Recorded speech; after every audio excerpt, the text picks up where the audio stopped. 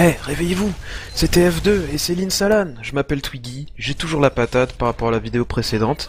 Et cette fois, c'est un match qui oppose les Gunslingers, nos amis des Gunslingers qui sont maintenant en Division 2, aux Pyrogènes. Les Pyrogènes qui ont depuis quitté leur multigaming mais qui sont toujours une équipe. Sur la map non moins connue de CP Granary. Et nous suivons donc Darkjoul pour ce premier rollout au mid et son unusual avec des planètes. Darkjoul qui est encore à 106 PV, Darkjoul qui a pris l'avantage sur son homonyme, non pardon, sur son adversaire Ghost. Et les caisses des comment il s'appelle, des Gunslingers qui sont très contestées par les soldiers des Pyrogènes. Les Gunslingers qui sont désormais plus que 3 contre deux Pyrogènes néanmoins. Bon travail fait par les Gunslingers qui s'imposent sur ce mid en conservant leur démo, leur pocket et leur medic. C'est du bon boulot. Donc ce match a eu lieu, il me semble, dans les premières parties de l'arbre élite, si je me trompe pas. Ça nécessite vérification, évidemment. Je linkerai en description la page des résultats de l'Insalan, car oui, je fais ces vidéos après l'Insalan, je n'y étais pas, hélas. Et les Pyrogènes qui sont désormais en défense basse sur leur deuxième point de contrôle, avec un désavantage d'Uber conséquent. Et c'est les Gunslingers qui ont désormais l'initiative et qui vont sans doute choisir de push par la porte avec Darkjoul qui s'engage, l'Uber qui est pré-claque, c'est bien joué. Et le Demoman Ghost qui arrive à s'en sortir vivant, c'est bien joué. Ils ont d'abord essayé de focus le Demoman qui a ensuite fait un bon sticky jump pour s'en sortir vivant. Pour après se retourner vers le combo Soldier Medic et ils les ont ratés les Gunslingers hélas. Ce qui donne l'opportunité aux Pyro de mettre une énorme pression sur les Gunslingers et de faire en sorte que Nortifer qui joue Medic pour l'occasion ne s'en sorte pas vivant malheureusement. Nortifer qui risque de mourir. Probablement. Sous peu. Pas ouais. Plutôt ou pas qu'autre chose. C'est dommage mais c'était bien construit de la part des Pyrogènes qui ont malgré tout perdu leur point.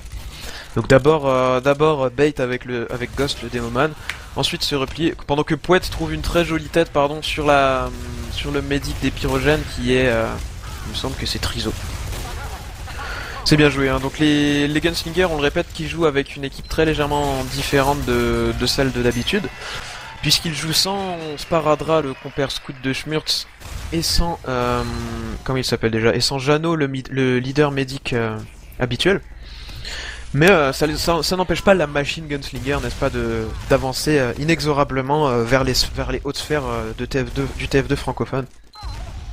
Parce qu'actuellement, en plus, en Ligue TF2C, ils volent un petit peu au-dessus de leurs adversaires, pendant que les Pyrogènes nous font une sortie intéressante par le garage. On va voir si les GS s'y adaptent. Les GS qui réussissent à tuer le Demoman adverse, le Demoman Ghost qui est tombé. Il y a Trizo qui suit à l'heure actuelle. Nortifer qui est toujours vivant, il me semble qu'ils sont passés eux aussi par leur garage. C'est bien joué de la part des GS qui ont complètement retourné la tactique des pyros contre eux. Néanmoins Nortifer se retrouve bien pris à partie là par des scouts et par un soldier aggro. Nortifer qui réussit à plutôt bien dodge, qui doit craquer son Uber par sécurité, mais c'est pas grave, il a survécu, il remporte le point du milieu, et il garde un léger avantage d'Uber puisque Trizo vient à peine de respawn et ne build pas à l'heure actuelle. Alors que Nortifer est à 8% d'avantage d'Uber, c'est décisif. Donc les GS qui montrent de très très bonnes choses, hein. Pourtant les Pyrogènes sont pour moi, qui suis d'un œil un petit peu extérieur à la scène TF2C, une équipe plus expérimentée. Les GS, avec leur teamplay bien établi depuis une bonne année maintenant, montrent qu'ils ont le niveau pour rivaliser avec les bonnes équipes françaises. Et la défense des Pyrogènes qui va se faire en haut actuel aussi, et les Pyrogènes qui ont sorti un spy en la personne de Daylight qui va peut-être... non, Daylight qui choisit de ne pas prendre les munitions.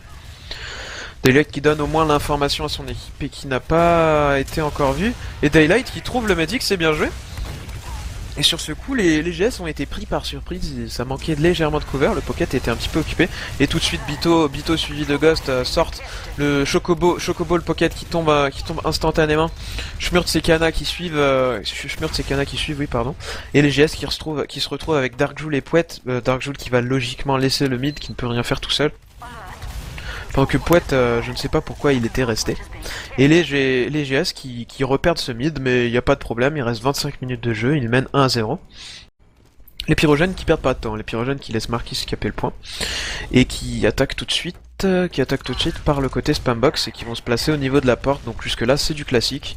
On check les trappes à la citerne, ça peut faire mal. Où est-ce que l'ami Darkjoul a trappé Darkjoul met des stickies plus en carpet qu'autre chose pour l'instant. De toute façon, les stickies sont toujours checkés. Et Bito qui s'est avancé, Bito qui a vu qu'il y avait moyen de passer. Qui va dire à ses potes, venez, on y va. Et Darkjoul qui tout seul ne peut pas mettre assez de spam pour qu'on teste. Néanmoins, je suis de ses poètes qui réussissent à faire le kill sur le binôme de scout adverse des pyrogènes. Et qui sont désormais aux prises avec le Soldier Aggro. Soldier Aggro qui s'en sort avec un PV, Autonali qui s'en sort vraiment très bien sur ce coup là. Et les GS qui, grâce à cette très belle action menée par les deux scouts GS, peuvent désormais ressortir et reprendre l'initiative. Pendant qu'on a vu des jumps offensifs, Luber qui n'a même pas été claqué de la part de Nortifer, c'est extrêmement bien joué, ou les pyrogènes qui se retrouvent dans une position très compliquée. Voilà, Nortifer qui claque maintenant. Je pense pas que les pyros vont pouvoir se replier, logiquement les pyros ne pourraient pas se replier, mais Trizo qui a été très intelligent, qui a envoyé son aggro se suicider avec l'Ubercharge et qui a tout de suite back. Ah, c'est dommage de pas avoir intercepté le médic sur ce coup-là de la part des GS parce que le reste de l'action était vraiment très bien mené. Et Chocobo qui se retrouve dans une position intéressante sur la droite qui va pouvoir légèrement bloquer l'avancée des pyros sur ce middle. Pendant que logiquement les pyros ne vont pas tenter le diable s'ils tentent avec un seul aggro. Est-ce qu'il s'est pris un air? Oui, Autonali s'est pris un air et est fini par Kana. Bien joué de la part de Kana, un gros skill de sa part. Kana qui est encore buffé, signe que Autonali n'a pas réussi à lui mettre suffisamment de dommages. Et maintenant défendre en 5 contre 6 avec un soldier de moins, ça risque d'être légèrement compliqué pour Ghost et ses compères des pyrogènes. Les pyrogènes qui doivent gagner du temps. Alors où sont les stickies de... Où étaient les stickies de... Ghost? Pas de sticky ici, intéressant. Les GS qui choisissent de partir tout à gauche et de tenter le contournement. Ils ont été vus finalement que vont choisir de faire les pyros. Les pyros qui reculent à toute allure. Les pyros qui se couvrent par le Z, mais là techniquement les GS qui sont déjà là, les GS qui ont engagé Liber et qui bloquent plus ou moins la voie de retraite au pyros à double tranchant. Voilà, très bonne sticky de Ghost qui ont complètement bumpé Nortifer pendant qu'il essayait de fuir. C'est bien joué de sa part, Les deux équipes s'étaient coupées mutuellement les voies de retraite. Donc là c'était vraiment à ce qui allait se passer quand les Ubercharges se termineraient. Et pour le coup, l'avantage a été pris par les pyrogènes. C'est un peu bête de la part de Ghost de s'être fait sauter sur une sticky. S'il meurt sur ce coup, ce sera bête. Et oui, c'est très bête. Darkjoul qui est arrivé. Par où Darkjoul. Voilà, Darkjoul qui mettait la pression de loin d'en haut, qui a réussi à tuer son homologue démo. Et qui a ainsi réussi à donner un peu de temps à son équipe. Donc pour le moment, la majorité du combat se passe au niveau de ce qu'on appelle le yard. Le yard sur Team Fortress 2. Sur Granary, c'est ici avec la citerne, parce que c'est la zone la plus commune pour attaquer le deuxième point de contrôle. Donc les attaquants qui sont ici, les pyrogènes vont s'y placer d'une manière très logique. Pour ce qui est des Ubercharges, on est à bientôt 90% pour les pyros, pendant qu'on est à au moins 20% de retard. Oui, 20% de retard pour les... J'allais dire les Inet AMD, mais c'est pour les GS. Et pendant que Daylight est repassé Spy, je me demande s'il va pouvoir faire quelque chose d'utile pour son équipe, sachant qu'il va arriver après tout le combat. Trizo qui a les nerfs d'acide, Trizo qui a claqué assez tard, mais ça a coûté la vie de son démo, donc je ne sais pas si c'est vraiment rentable. Néanmoins, Marquis, Autonali qui réussit à trouver Schmurtz et Kana, mais qui sont rattrapés par l'Ubercharge défensif claqué par les GS. Les GS qui ont réussi à se reposer sur les points. Et là le spy peut servir. Où est notre ami Daylight? Daylight qui n'a pas trouvé de backstab, c'est dommage. Là, une arrivée du spy dans ce timing là était assez intéressante. Mais c'est vrai que faire l'attaque avec l'Ubercharge en perdant le démo instantanément, plus avec le spy qui n'était même pas dans le feu de l'action, ça a beaucoup pénalisé les pyros, qui ont pas très bien travaillé leur timing sur ce coup là. Donc ça laisse l'occasion aux... J'allais dire encore aux Inet 2, mais qu'est-ce que j'ai avec cette équipe OGS de reprendre l'avantage du beurre et de remener une attaque sur le mid. Que vont choisir de faire les pyros? Les pyros qui vont logiquement aller se poser sur le mid pour voir si c'est contesté ou pas, essayer de gagner un petit peu de temps. Les GS qui sont à combien de pourcents d'Ubercharge? Les GS qui sont actuellement à 40% d'Ubercharge. Ça va pas être suffisant pour tenter un repush immédiat sur le mid. J'ai dû rater un pic sur Nortifer, il me semble. On va pas en faire une maladie, mais ça arrive. Et les pyros qui se retrouvent à nouveau en situation offensive et qui n'arrivent toujours pas à passer ce fameux choke. Donc il y a plusieurs manières de le pusher, hein. On n'est pas obligé de passer par cette grande porte où on est quasiment obligé de pré-claque à chaque fois. On peut passer à gauche, passer comme les GS l'ont fait tout à l'heure, tout à gauche en fait, je vais montrer par où c'est, tout à gauche par ici, ou encore monter à l'étage et tomber sur l'équipe défensive par en haut. Ce qui marche bien quand on a tué les scouts en fait et quand on sait qu'il n'y a plus de couverture du côté garage, donc le côté que vous voyez actuellement à l'écran. Donc ça va dépendre de ce que vont faire les scouts des pyrogènes, si vont réussir à prendre l'avantage sur leurs homologues. Donc on voit un bon travail de la part de Nortifer, hein, un scout qui est en permanence buffé, c'est bien joué, c'est nécessaire. Hein. Trop souvent à bas niveau, on oublie de buff les scouts alors que 180 PV c'est vraiment très très confortable pour un scout et même pour un duo scout et ça peut rien que ça justifier des secondes de heal et donner un avantage énorme à son binôme de scout, hein, pendant que le Schmurtz je pense et Poète qui travaillent très bien ensemble malgré que ce soit un mix arrive à prendre un scout arrive à prendre Daylight, des bonnes pipes défensives placées par Ghost qui assure sa fuite et qui assure la fuite surtout de Triso. Mais pourquoi les pyros sont restés? Les pyros qui sont dans une position très très délicate désormais, Chocobo qui pourrait poursuivre, Chocobo qui joue néanmoins la sécurité. Les GS qui ont infligé de lourdes pertes à leurs adversaires, Kana qui spy check, hein, Daylight ça fait déjà 2 fois qu'il est passé spy, il a complètement raison. Et Triso qui est tombé sous le scattergun de Poète. Donc j'ai eu l'impression que les pyrogènes étaient restés un peu trop longtemps près de la gueule du loup, n'est-ce pas? Et ça leur coûte leur médic sur cette action, ça va leur coûter le mid et ça va peut-être même leur coûter le CP2 s'ils n'arrivent pas à build leur Uber. Attends. Ça va dépendre de la dextérité et de la vitesse mise par les gunslingers. Pour l'instant, les gunslingers qui n'ont pas l'air d'avoir leur scout en position de capture, leurs scouts qui sont en train de faire des dommages. Schmurtz qui a réussi à tuer le soldier aggro adverse, qui est tombé sous le soldier pocket. Je sais jamais qui est l'aggro et le pocket dans cette équipe. Et c'est dommage, Nortifer qui a été bien aggro par Bito. On va dire que c'est Bito le soldier aggro vu qu'il a tué le médic. Et à nouveau une erreur de la part des GS, donc là les deux équipes font à peu près le même nombre d'erreurs, ce qui nous amène à un match équilibré au final. Il y a eu que le premier round, on va dire que c'est parce que les pyros n'étaient pas chauds, qui a tourné à l'avantage flagrant des Gunslingers. Et là les pyros pour la première fois qui arrivent à prendre le deuxième point de contrôle des GS et qui tout de suite poussent, savent que les LDLC, savent que les GS n'ont pas eu encore leur respawn. Et donc on tentait un petit pic, ça leur a coûté un scout, c'est pas grave, ils respawnent à peine dans 5 secondes et ils respawnent très très près. On va voir, ça va être intéressant de voir si les scouts pyro vont choisir Dove Class. Voilà, Daylight qui aime bien son spy, hein. C'est la LAN des spy dit donc. Hein. Donut a une mauvaise influence sur la communauté à TF2 francophone.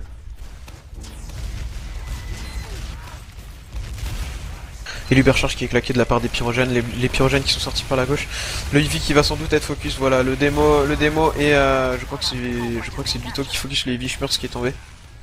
Daylight qui se retrouve en bonne position, Daylight qui prend le soldier, et oui c'était la chose à faire à ce moment là. Oh je croyais qu'il avait pop, je croyais que Nortifer avait pop.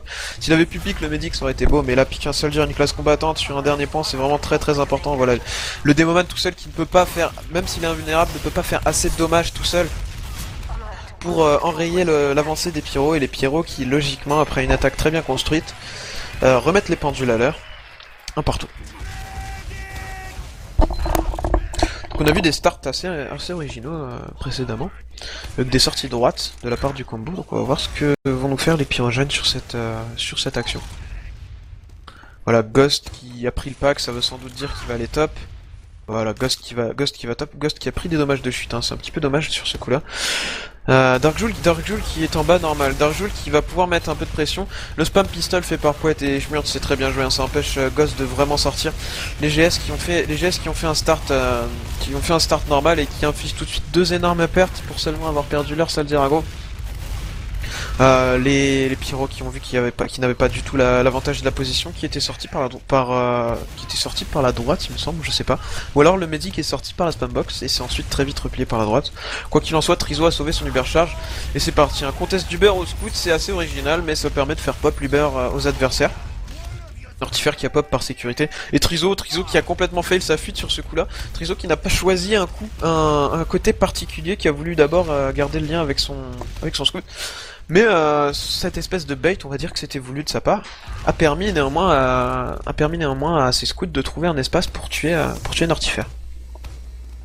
Donc l'un dans l'autre, c'est bien joué. Une erreur mène sur une erreur encore plus grande de l'équipe adverse. Tout va bien. Les pyrogènes sont en bonne situation. Donc alors Darkjoul, où est-ce qu'il va choisir de trap? Darkjoul qui fait le trap au niveau d'une espèce de tôle dans le garage. Ça peut être rigolo. Une fois sur 100, mais ça peut être rigolo quand ça marche.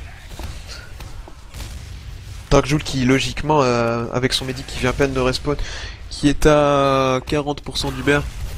Attends, d'ailleurs l'Uber qui monte bien vite, est-ce que Nortifer... Non, Nortifer est à l'Uber normal, c'est l'heal rate de l'Uber qui est bien géré de la part des GS. Donc on rappelle, si vous avez pas vu ma vidéo sur le focus médic, que l'Uber charge se charge à la même vitesse pour quels que soient les PV qu'ont vos patients, sauf s'ils sont full buff en fait.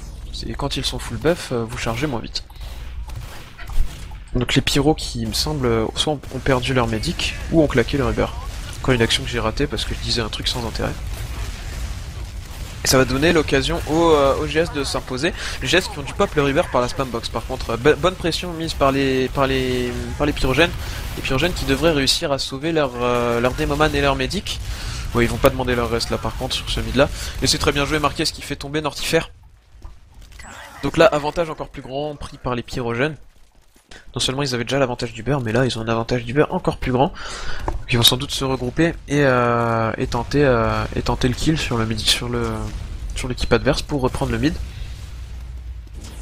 Qui sont moins 1 n'empêche, un Marquez qui avait... Oh là là là là là là. J'ai même pas eu le temps de comprendre ce qui se passait, que Triso était déjà mort. C'est très bien joué de la part de Poète et de Schmurtz qui sont vraiment très synchronisés. Hein.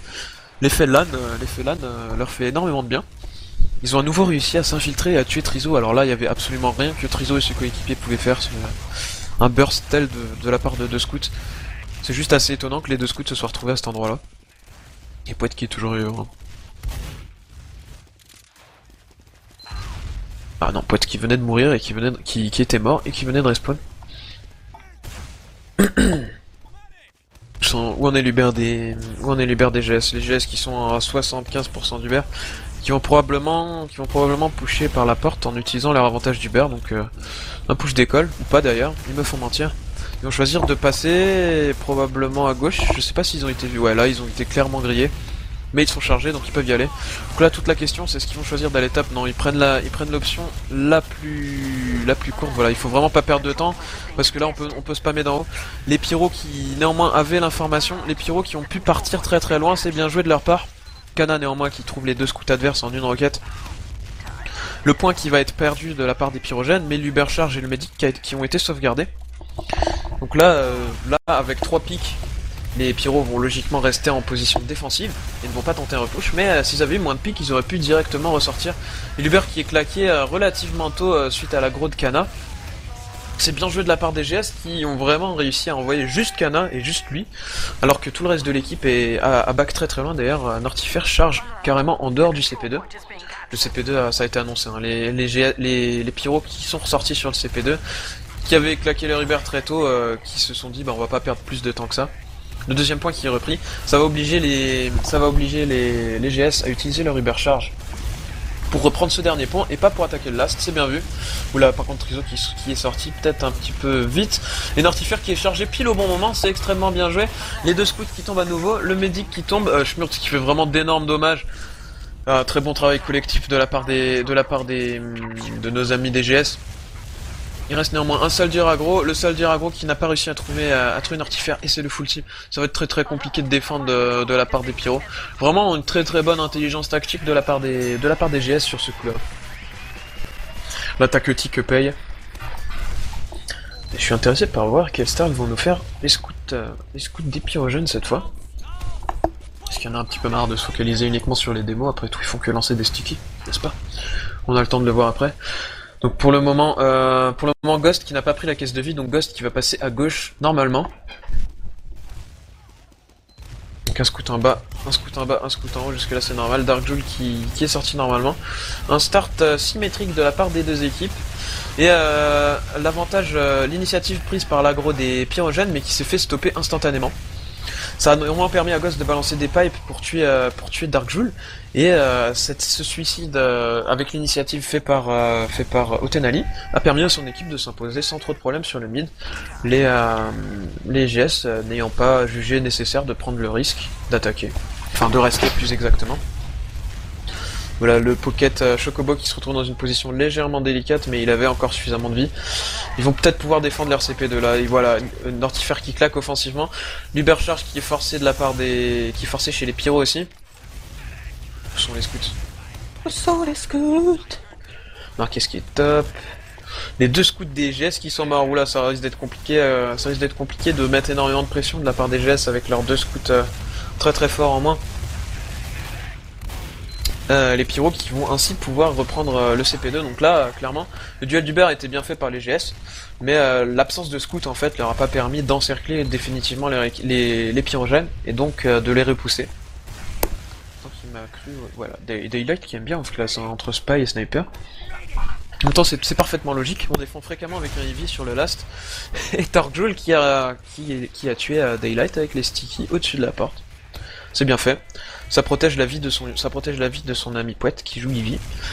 Où est placé l'Eevee? Voilà, le Eevee sur la pipe, c'est le mieux parce que quel que soit le côté par lesquels les soldiers arrivent, il peut les repousser avec son minigun. Et oui, les balles du minigun, c'est comme les balles de Sentry, ça repousse légèrement. Et ça peut être très très très chiant quand on saute sur un Eevee et que le Eevee vous envoie à perpète les os. Nortifer qui est chargé, les pyrogènes qui sont chargés, Daylight qui était mort tout à l'heure, Daylight qui est passé spy, est-ce que voilà, Daylight qui est infiltré, Daylight qui va sûrement demander une diversion, ouh, la chance de Daylight de ne pas avoir été grillé, oh le Eevee qui s'est retourné, oh là là là là, l'énorme chance qui a changé de camp en l'espace d'une seconde, pendant que Trizo était mort, oh c'est vraiment très très dommage sur ce coup là. Et les GS qui vont logiquement en profiter, Darkjoul avec des bonnes sticky qui a réussi à tuer Trizo que je me demande ce qu'il faisait dans le Z. Et c'était la full team durant l'espace d'une seconde infligée par les GS. Les GS qui peuvent désormais ressortir et qui montrent une adaptation défensive très intéressante quoi. Un très bon sens des timings. Et aussi un petit peu de réussite. Il en faut toujours. Donc là le mid qui logiquement ne va pas être contest de la part des pyrogènes. Les pyrogènes qui défendent au niveau de la citerne, donc là c'est classique, ils ont des avantages d'Uber de 50% à peu près. Je ne sais pas compter, c'est normal. Et ils vont sans doute, les pyros pardon, vont peut-être pas rester indéfiniment là. Hein. Ils sont là pour essayer de mettre la pression, maximale au comment il s'appelle, au GS, mais leur désavantage d'Uber ne va peut-être pas leur permettre de défendre efficacement ce côté. Je sais pas si les GS sont conscients qu'ils ont un avantage d'Uber et que les pyros sont dans une position délicate, mais s'ils veulent y aller, ça va être un petit peu tard maintenant. Bonne pression mise par les pyros qui leur a fait gagner les 10 zones nécessaires pour rattraper leur désavantage d'Uber. Voilà, l'Uber qui pop dans une position assez impromptue de la part des GS. Et ça permet ainsi aux pyros de claquer l'Uber 5 secondes après, au moins.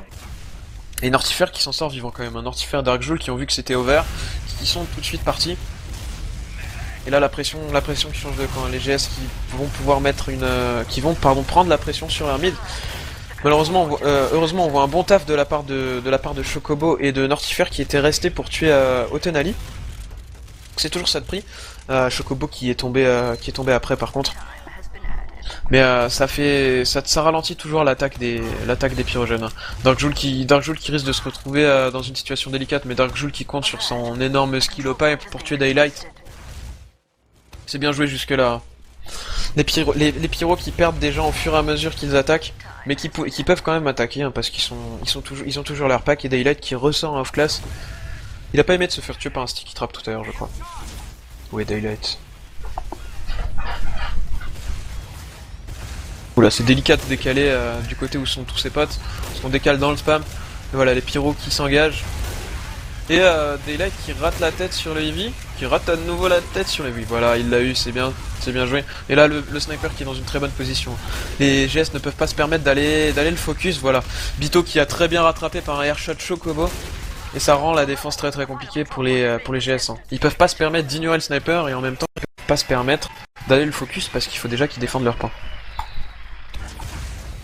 Un petit start sur Darkjoul, tiens. Darkjoul qui a montré qu'il était légèrement en avance sur Ghost, sur les starts normaux par la gauche.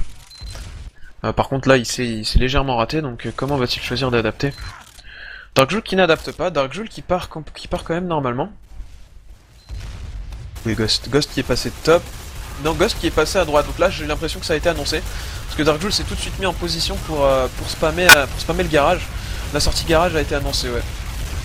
Il y a des stickies sur les caisses, ouais. Hélas Darkjoul n'a pas réussi à s'en servir correctement. Et le gros get back infligé par les pyros. Il a manqué des rollers en fait à la sortie du garage faite par Darkjoul plutôt que des stickies sur les containers pour vraiment endommager les soldiers des pyrogènes. Néanmoins, Nortifer qui a montré un très bon game sense en étant déjà au last, le roi de la fuite. Mais néanmoins, les pyros qui ont le couteau entre les dents. Il y a 2 partout, il reste que 4 minutes 25 et oui, le temps passe très vite.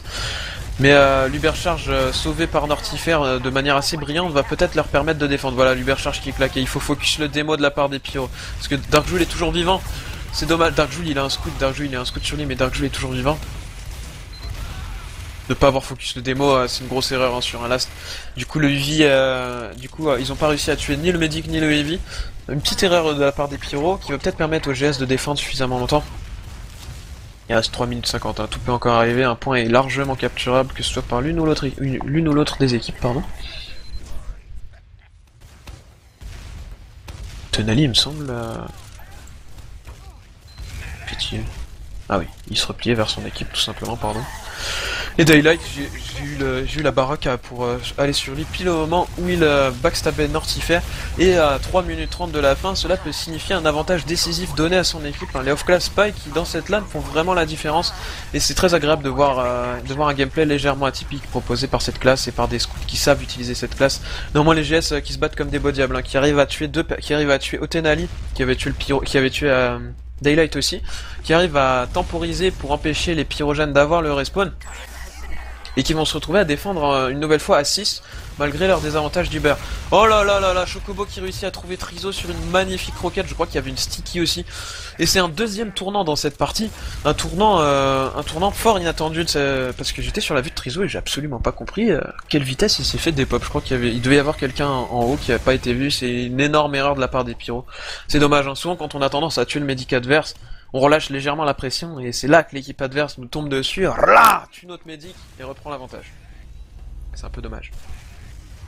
Néanmoins, les pyrogènes qui réagissent très bien en prenant la crit. Il reste 2 minutes 30.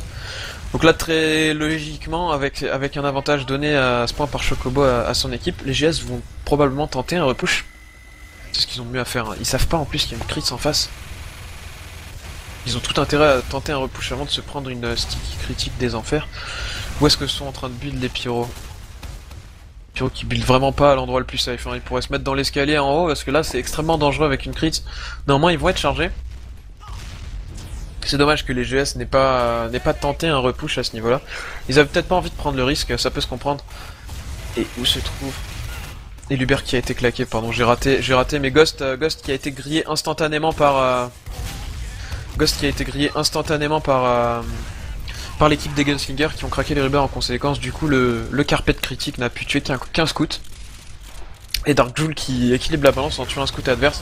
Ghost qui se retrouve aux prises avec un soldier. Kana qui réussit à s'infiltrer quand même et à tuer Trizo malgré le fait qu'il y ait Bito et Ghost en protection de Trizo. Donc c'est très bien joué de la part des GS. En 1 minute 25, c'est pas sûr qu'ils arrivent à ressortir. Quoique là, ils sont en train de recapturer le deuxième point avec Darkjoul. Mais ça leur assure au moins la défense de leur last. Et nos amis des GS qui montrent une grosse intelligence tactique. Hein. Et Daylight qui a envie d'être le MVP dans cette partie, qui est repassé Spy. Et qui a retrouvé un possible angle. Et oui, c'est magnifique, Daylight qui réussit à retrouver à nouveau Nortifer. C'est vraiment très bien joué de sa part, surtout s'il arrive à survivre. Bon, faut pas déconner quand même. C'est vraiment extrêmement bien joué. Hein. Je sais pas si en 50 secondes les pyrogènes vont pouvoir sortir la fameuse autoroute pour réussir à s'imposer sur cette carte. Mais en tout cas, Daylight a fait ce qu'il fallait. Pendant que Pouette tombe, donc là un scout down de chaque côté, enfin une classe légère down de chaque côté. Les GS qui mettent la quantité de spam avec Darkjoul. Darkjoul qui réussit à tuer Otenali, c'est un pic important. Hein. Attaquer à 5v6 sur le last, ça va être compliqué. Et Chocobo qui arrive à nouveau à s'infiltrer, un très bon jump en intérieur, qui arrive à prendre Trizo à nouveau. Donc là les GS s'assurent la défense. Hein. On va probablement assister à une golden cap sur cette map. Moins que Daylight repasse Spy. Quoique en 20 secondes, en 10 secondes pardon maintenant, il aura du mal. Donc on voit une très très bonne intelligence de jeu de la part des GS qui savent quand envoyer, quand aggro et quand défendre. Et voilà, c'est la Golden Cap qui va s'engager. Et c'est reparti pour cette fameuse Golden Cap qui oppose toujours les pyros aux Gunslinger sur Granary. Donc on a vu durant le tout dernier round de la map précédente une très très bonne intelligence tactique de la part des deux équipes, enfin de la part des pyros, surtout de la part de Daylight en fait, et de la part de l'ensemble des Gunslinger qui ont réussi malgré les backstabs successifs de Daylight sur Nortifer à défendre leur médic d'une manière plutôt à défendre leur point pardon d'une manière plutôt intéressante. Et c'est reparti pour ce mid avec une sortie parfaitement normale de la part des GS. Les GS qui n'arrivent pas à tuer instantanément leur soldier aggro. Nortifer qui se retrouve dans une position délicate. Nortifer qui tombe. Suivi immédiatement par Trizo. Bien joué de la part des GS. Les GS qui ont que 2 pics alors qu'il y en a 4 pour les pyros. Les GS qui sont en bonne posture pour réussir à s'imposer sur ce mid. Et Ghost qui va logiquement partir. Où est Ghost? Voilà, Ghost qui est parti, c'est bien ça. Ghost n'était pas mort sur le mid et n'avait pas respawn. Donc sans Ubercharge, je pense pas que les GS puissent directement entrer sur le CP2. Mais ils vont pouvoir se mettre en défense haute et forcer Daylight à off-class peut-être à nouveau. Non. Ah si. Voilà. Donc Daylight, le MVP de la game d'avant. Qui a vraiment maintenu son équipe à flot avec des backstabs très très bien trouvés. Donc néanmoins avec un scout en moins parce qu'il joue spy et avec un soldier en moins, ce serait peut-être compliqué pour les pyros d'arriver à défendre leur CP2. Je crois que Daylight d'ailleurs a vu que ça passait par la droite, que le combat s'organisait par la droite, oui. Daylight qui va rester dans les escaliers où il aurait pu faire le tour par la catwalk. Daylight qui trouve un soldier, c'est mieux que rien. Je me demande s'il va partir ou si non, Daylight qui reste. Donc ça a permis de ralentir l'avancée des GS plus que vraiment complètement l'enrayer parce qu'il a pas trouvé le médic, mais enfin, c'est mieux que rien et il a survécu. Par contre maintenant les GS le savent et vont probablement être légèrement plus vigilants. Donc on spam le drop down, cette espèce de conduite qui descend, par laquelle Daylight vient de passer d'ailleurs, donc ce spam n'a servi à rien.